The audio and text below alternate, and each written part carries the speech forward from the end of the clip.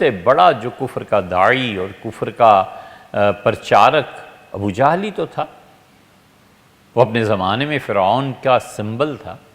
حضور اقدس صلی اللہ علیہ وسلم نے اس کی موت پہ فرمایا آپ کو یقین نہیں آ رہا تھا کہ مر گیا ہے۔ عبداللہ ابن مسعود رضی اللہ عنہ کہتے ہیں میں نے جا کے کہا اللہ کے رسول ابو جہل قتل ہو گیا۔ آپ نے فرمایا ابو جہل مر گیا؟ میں نے کہا جی۔ آپ نے فرمایا یقین؟ میں نے جی۔ واللہ الذی لا الہ غیرہ، اللہ کی قسم جس کے علاوہ کوئی خدا نہیں، واقعی وہ مر گیا؟ میں نے کہا اللہ کی قسم جس کے علاوہ کوئی معبود نہیں ہے، مر گیا، قتل ہو گیا۔ حضور صلی اللہ علیہ وسلم نے نفل پڑھے اور فرمایا اللہ تیرا شکر ہے تو نے اس امت کے فرعون سے ہمیں نجات دی۔ اسے کیوں خدا نے نہیں مروایا؟ حضور صلی اللہ علیہ وسلم ہی کے ہاتھ سے مارا جاتا، کسی بڑے یعنی جو نامور صحابہ رضی اللہ عنہ ان میں عبداللہ ابن مسعود رضی اللہ عنہ سے کیوں اس کو قتل کروایا؟ یہ شعور کی سطح کی بات ہے۔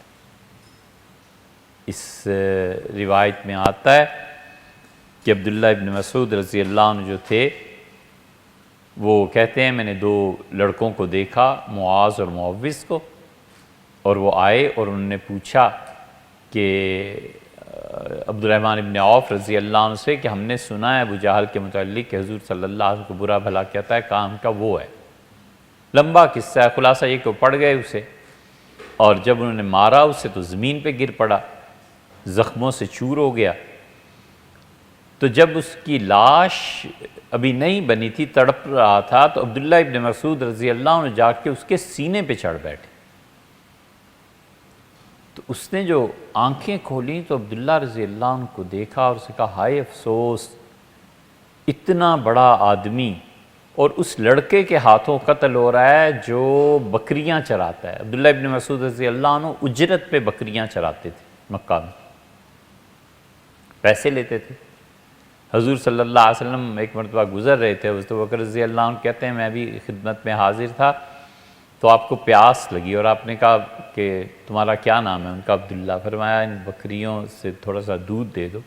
یہ کفر میں اتنی امانت داری ہے ان کا اللہ کے رسول، بات یہ ہے کہ میں ان کا مالک نہیں ہوں، میں دودھ نہیں دے سکتا، میں تو چرانے کے لیے رکھا گیا ہوں،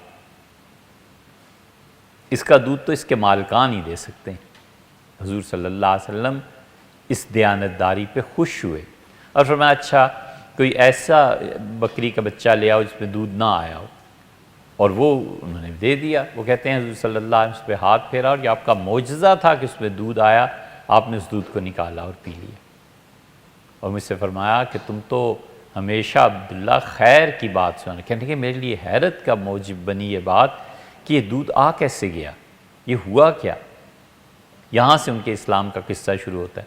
وہ کہتے ہیں میں اس کے سینے پہ جب بیٹھا تو اس سے کہا ہائے افسوس، اتنا بڑا آدمی اور اس بچے کے ہاتھوں مارا جا رہا ہے جو بکریاں پالتا تھا۔ اور پھر اس نے کہا دیکھو ایک مہربانی کرنا۔ تو عبداللہ کہتے ہیں میں نے کہا کیا؟ اس نے کہا میری گردن ذرا نیچے سے کاٹنا تاکہ بدر کے میدان میں جب سر لگائے جائیں کہ کون کون آج مارا گیا ہے تو میرا سر نمایاں ہونا چاہیے، میری گردن ذرا اوپر ہونی چاہیے۔ یہ ہے انا، یہ ہے میں۔ اس لیے اللہ کی بندگی،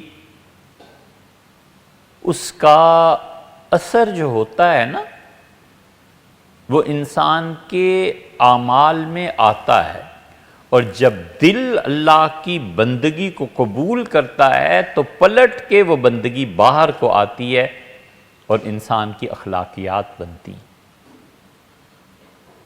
اس لیے دین کی جس سطح پہ لوگ رہتے ہیں کہ قانونی تقاضے پورے کرنے ہیں، یہ ہے، یہ سنت ہے، یہ فرض ہے، یہ واجب ہے، مفتی اور فقیہ اس میں بیٹھے رہتے ہیں، اس کا اثر طبیعت نے قبول کتنا کیا، بس بات یہ۔ اگر طبیعت دین کے اس اثر کو قبول نہیں کرتی اور قانونی ڈھانچے تک رہتی ہے تو یہ ایک دن ٹوٹنا ہے، ایک دن اس سے ختم ہو جانا ہے، برباد ہو جانا ہے، یہ نہیں چل سکتا۔